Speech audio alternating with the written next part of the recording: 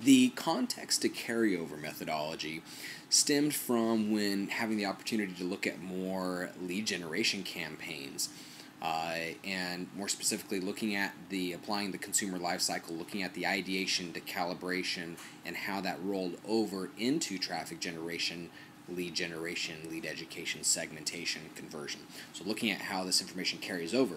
And what I realized in consulting to consultants and working with specific icons and such is that their ads lacked in in my opinion, what I consider to be situational awareness and contextual relevancy, in that either through subtle or covert means, simply making sure that your color schemes either stood out enough or didn't blend in too much or were complementary. The verbiages you're using wouldn't conflict with the other verbiages on there as to create a marketing fail, so to speak.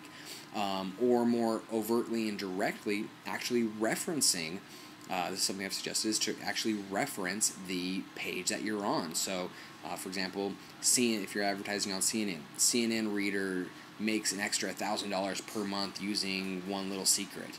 Facebook readers lose an average of 10 pounds in 20 days using one homemade secret.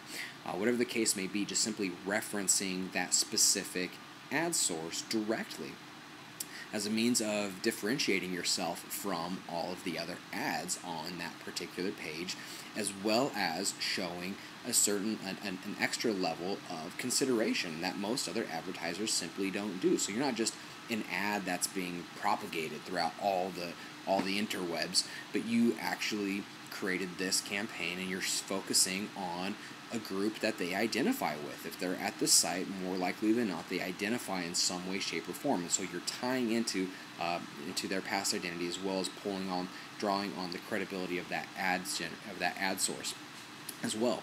So then, once we have that situational awareness or that contextual relevancy, we carry that over into the landing page to make sure that we're referencing that. If you're only, in most cases, the people I've been dealing with are only running a couple ad campaigns, and so it makes more sense in that case to just create a landing page specific to that ad source.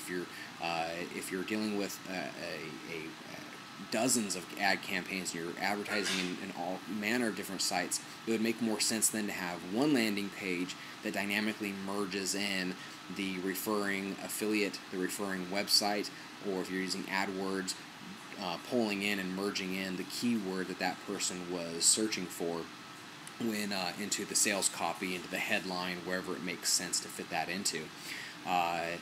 That makes sense if you're doing more dynamic campaigns. Otherwise, just simply make sure that you're referencing it on the manually created landing page.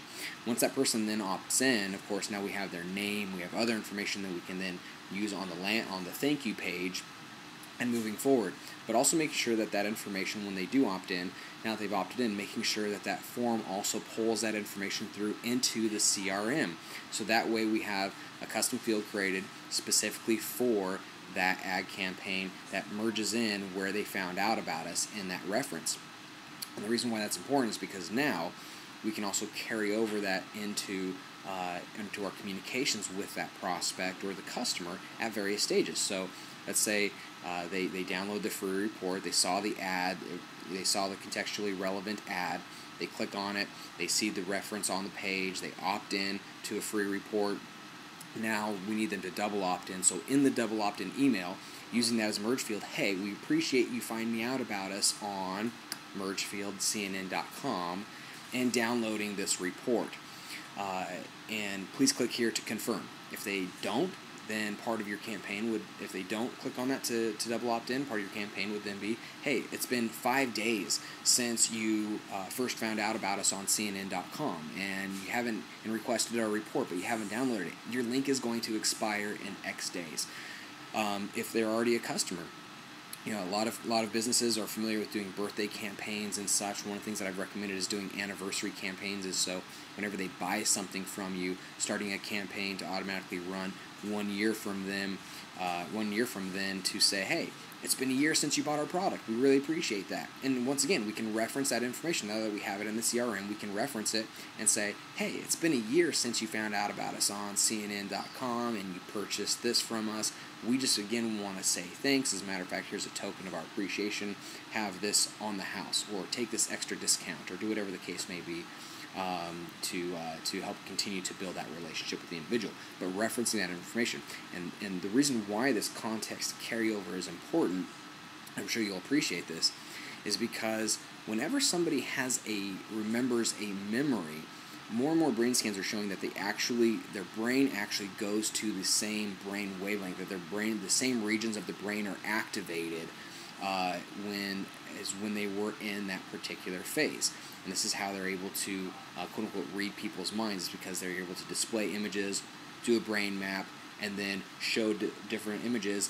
And when they see that particular image pop up again, the brain goes into that same state again. They can reference that and say, aha, they're looking at this particular picture. Much in that same way, your marketing has a number of steps to it. And so whenever somebody gets off track, in other words, they disengage, so there's a series of engagements, and whenever they disengage from that, if you want them to re-engage, which is the big trick, then getting them to re-engage by getting them to go back to where they were when they first engaged with you. So by referencing how they found out about you, when they found out about you, what's happened since then, the timelines, every bit of information you can, reference back to that, so that way the memory will be recalled stronger. Because the memory is recalled stronger, they're more likely to go into that particular brain state that they were in before. So then you can use that as the starting place to be able to get them back on track. So like a zipper, if a zipper comes off track, you have to go back to the beginning and then come back up. You can't try to get a zipper back on in the middle of the track. You have to go back to the beginning. And sometimes that's the case in trying to get people re-engaged, is it's much easier to then go back and reference where they were at before, how they found out about you, what they first opted in for, what they got since then, what happened, and that momentum then allows them to cross that chasm, so to speak, mentally, that where they dropped off before. Whatever the reason why they dropped off, and hopefully we can find that out, but whatever the reason is, we want them to cross that chasm. We want to get it to the next step.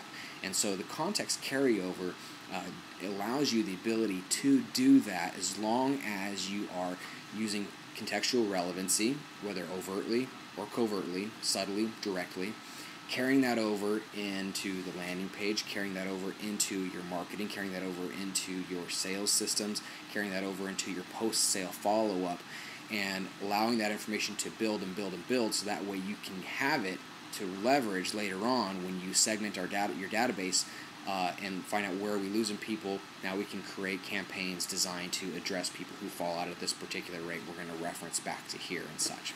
So that is the point of the context carryover, is to be situationally aware, reference it, store that data so we can re-reference it at a later date should that person get off track, or also just to simply build rapport and to show that we actually do care.